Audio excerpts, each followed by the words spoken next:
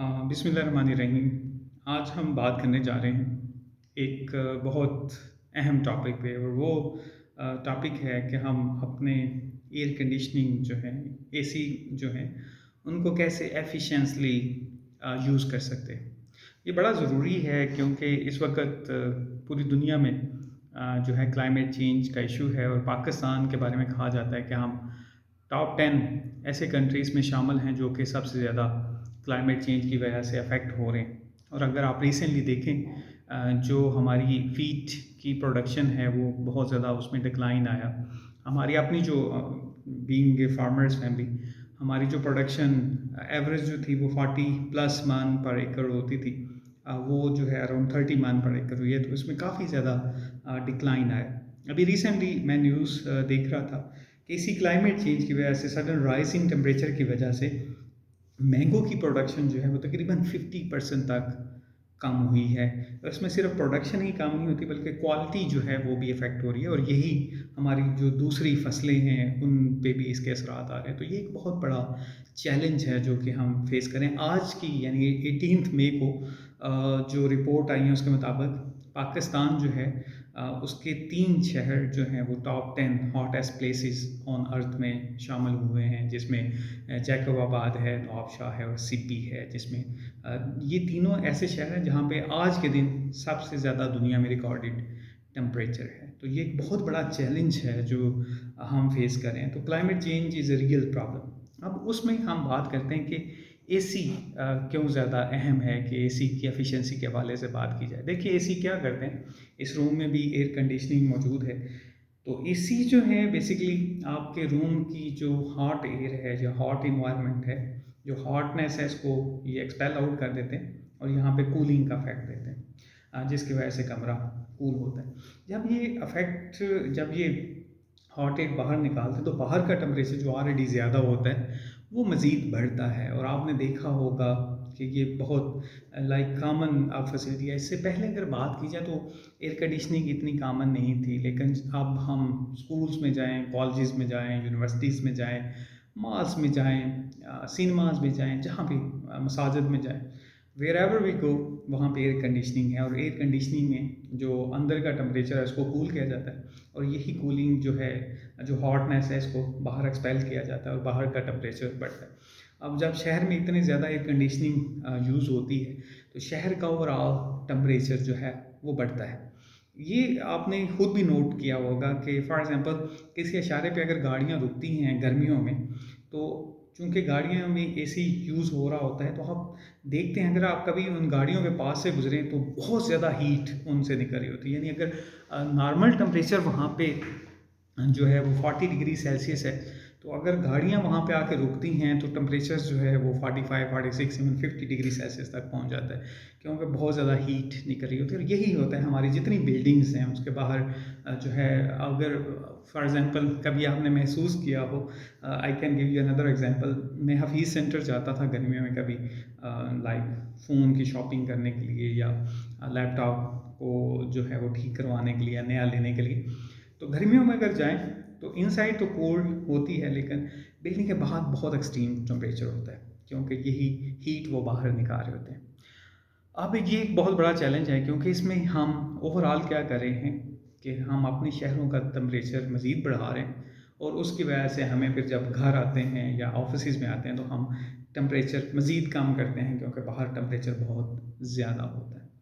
अब इसलिए हमें चाहिए है कि हम जो है इसको बहुत एफिशिएंटली यूज़ करें, क्योंकि 2-3 चीज़ें इसमें बड़ी अहम हैं जिस पे हमें बात करनी है। एक तो ये है कि ये जो एयर कंडीशनिंग होते हैं, दे यूज़ लॉट ऑफ एनर्जी, इसमें बहुत ज़्यादा एनर्जी यूज़ होती है, और वही एनर्जी जो है वो पीछे प्रोड्यूस हो रही होती है।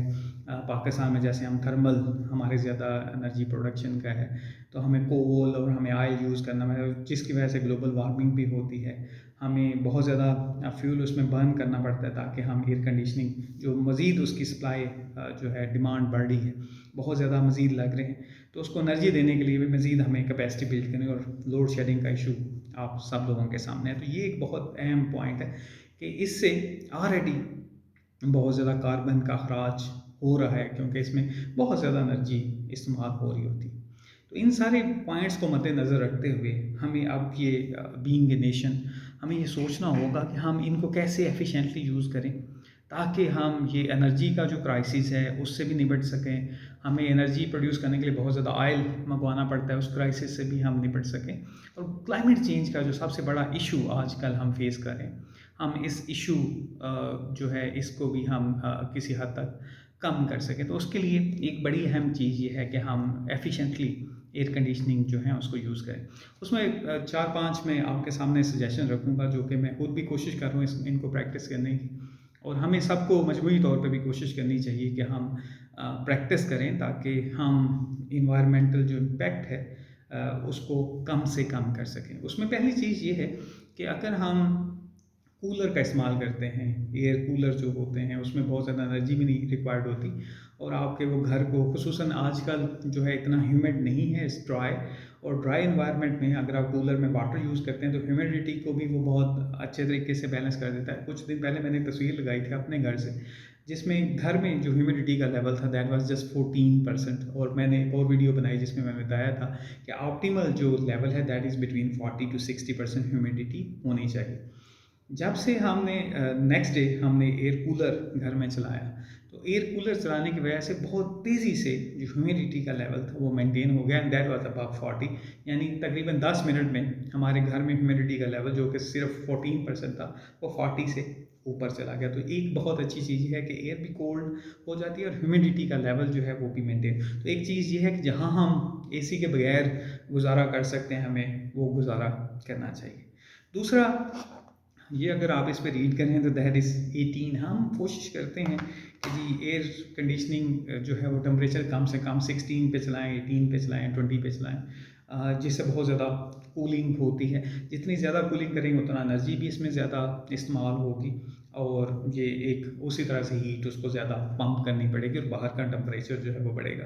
तो इसमें हमें कोशिश ये करनी चाहिए कि बजाय कि इसको रूम को हम चिल करना शुरू कर दें, हमें एक इसका जो रिकमेंडेड होता है दैट इज़ लाइक आप अबाउट 25 जो है वो करना चाहिए अराउंड। हमारी जो एम्बिएंट टेम्परेचर जो हमारे लिए ऑप्टिमल है जिसमें हम ज़्यादा अच्छा महसूस करते हैं दैट इज़ अराउंड 25। तो आप 25-26 पे इसे सेट करें बजाय इसके कि आप 16 या 18 पे सेट करें और उसको चिल कोल्ड करें। और रात में भी ऐसा ही है कि बहुत ज़्यादा लोग ऐसे हैं कि उसको 16 या 18 पे सेट करके और उसके बाद अपने ऊपर लिहाफ या ब्लैंकेट लेके सो रहे होते हैं, कंबल लेके सो रहे होते हैं। इसकी बजाय आप अगर उसको 26 पे रखते हैं तो आपको ब्लैंकेट लेने की भी ज़रूरत नहीं पड़ती। आप एक चादर से जो है कवर करके आप सो सकते हैं। तो इसलिए कोशिश ये करें कि बहुत ज़्यादा आप लो टेम्परेचर इसका बहुत ज़्यादा चिलिंग जो है टेम्परेचर वो हमें नहीं रखना चाहिए। एक और बात जो हम कॉमन प्रैक्टिस होती थी जब नए नए एयर कंडीशनिंग का इस्तेमाल शुरू हुआ तो पूरे घर के लोग जो हैं वो एक ही एसी ऑन करते थे और सारे इकट्ठे बैठ के उसको एंजॉय करते थे। यानी आपके जो है ड्राइंग रूम में है तो सारे उस वहीं पे ही सिर्फ ऑन करके वहीं पे यूज़ करते थे और एक ही जगह पे सारे लोग जो हैं गर्मियों में जो है वो सो भी जाते थे। लेकिन अब ट्रेंड चेंज हो रहे हैं, हर कमरे में एसी लगा हुआ है, हर कोई चाहता है और उसमें भी टेम्परेचर हम लो करके तो इससे भी हम इन्वायरमेंट पे बहुत ज़्यादा उसका इम्पैक्ट दे रहे हैं। हमें उस हवाले से भी इसे जो है वो एफिशिएंटली यूज़ करना चाहिए। और भी बहुत ज़्यादा तरीके हैं जिस पे मैं इससे पहले भी वीडियोस बना चुका हूँ कि अगर हम घरों की छतों पे जो है जो सोलर रिफ्लेक्टर्स होते हैं या वाइट पेंट जो आप कह लीजिए कि अगर हम वाइट कलर की कोटिंग कर देते हैं तो साइंटिस्ट कहते हैं कि आप जो वहाँ का टेम्परेचर है सरफेस टेम्परेचर है उसको 30 डिग्री सेल्सियस तक और जो इंटरनल टेम्परेचर है आप उसको 5 टू 7 डिग्री सेल्सियस तक कम कर सकते हैं। और यही नॉर्मली होता है। फॉर एग्जांपल घरों में जो ऊपर घर होते हैं सेकंड फ्लोर या थर्ड फ्लोर या बिल्डिंग आप ऐसी जाते हैं जो कि डायरेक्ट सनलाइट की तरफ उसमें टेम्परेचर ज़्यादा होता है। लेकिन अगर आप कोटिंग करते हैं तो उनका भी वही टेम्परेचर होगा जो नीचे वाली जो फ्लोर्स होते हैं उसमें टेम्परेचर होता है। इसलिए कोशिश कीजिए कि जो और हम इंटरवेंशंस कर सकते हैं उससे भी हम बहुत ज़्यादा एनर्जी का जो क्राइसिस है और जो बहुत ज़्यादा हम एनर्जी इंटेंसिव यूज़ करते हैं वो हम उसको कम से कम जो है वो यूज़ कर सकते हैं। तो एक ये भी कि हम घरों में भी ऐसी इंटरवेंशंस करना शुरू कर दें कि हम जो हमारे घरों का टेम्परेचर इतना ना बढ़े जिसमें हमें बहुत ज़्यादा जो है एयर कंडीशनिंग का इस्तेमाल करना पड़े। इसके अलावा जो है हम एक और बड़ी अहम चीज़ है, आपको पता है कि अगर हम पौधे लगाते हैं, अगर हम इवन बालकनीज़ में पौधे रखते हैं, घरों में अगर प्लांटेशन करते हैं, तो उसकी वजह से भी टेम्परेचर ख़ासा कम होता है। आपने बहुत ज़्यादा रिसर्च भी मौजूद है, आपने खुद भी इसको एक्सपीरियंस किया होगा कि बहुत ज़्यादा इसका फ़र्क होता है कि अगर घर के करीब प्लांटेशन हुई हुई है, तो उससे टेम्परेचर कम होता है। तो इसलिए पाकिस्तान में तो हमारा जो फॉरेस्ट है that is least in the world, कि हमारा 2.1% एरिया जो है दैट इज़ फॉरेस्ट, और इसको 25% होना चाहिए। तो बड़ी ज़रूरत है कि हम ज़्यादा से ज़्यादा प्लांटेशन करें ताकि टेम्परेचर को हम जो है वो कम कर सकें। तो ये चंद एक सजेशन थी। There are several other ways कि हम इसकी जो नीड है उसको हम कम करें, ताकि हम इन्वायरमेंट पे जो इसके बहुत ज़्यादा इम्पैक्ट्स हो रहे हैं। मैंने आपको 2 चीज़ें कही कि एक तो ये डायरेक्टली हीट जो है वो बहुत रिलीज़ करते हैं बाहर की तरफ। दूसरा, ये बहुत ज़्यादा एनर्जी लेते हैं जिसकी वजह से इलेक्ट्रिसिटी भी बहुत ज़्यादा कंज़्यूम होती है, और इलेक्ट्रिसिटी जो बनती है उसके लिए भी हम फॉसिल फ्यूल जो है वो बंद करें। तो ओवरऑल एयर कंडीशनिंग जहाँ इसके बहुत ज़्यादा बेनिफिट्स भी हमें हुए कि हम बहुत ईज़िली वर्क कर सकते हैं, बहुत एफ़िशिएंटली हम वर्क कर सकते हैं। लेकिन उसकी दूसरी तरफ अगर हम देखा जाए तो हम क्लाइमेट पे बहुत बड़ा इसका इम्पैक्ट जो है वो हम क्रिएट करें। तो हमें यही अब कोशिश करनी चाहिए कि हम कम से अभी इस ये जो हमारी बिल्डिंग है इसमें एयर कंडीशनिंग है, इसलिए मैं अब जो वीडियो भी रिकॉर्ड कर रहा हूँ, ऑल्दो इसमें 18 आया हुआ है, लेकिन I didn't switch on the air conditioning, क्योंकि अभी इतना ज़्यादा वो गर्म इन्वायरमेंट नहीं है कि मुझे एयर कंडीशनिंग की ज़रूरत पड़े। तो ये चंद एक गुज़ारिशात थी। उम्मीद है हम सब लोग जो है इसको प्रैक्टिस करेंगे, और जब हम प्रैक्टिस करेंगे तो हम इंशाल्लाह ताला उसका हमारे आने वाली जनरेशन पे इसका एक अच्छा असर आएगा।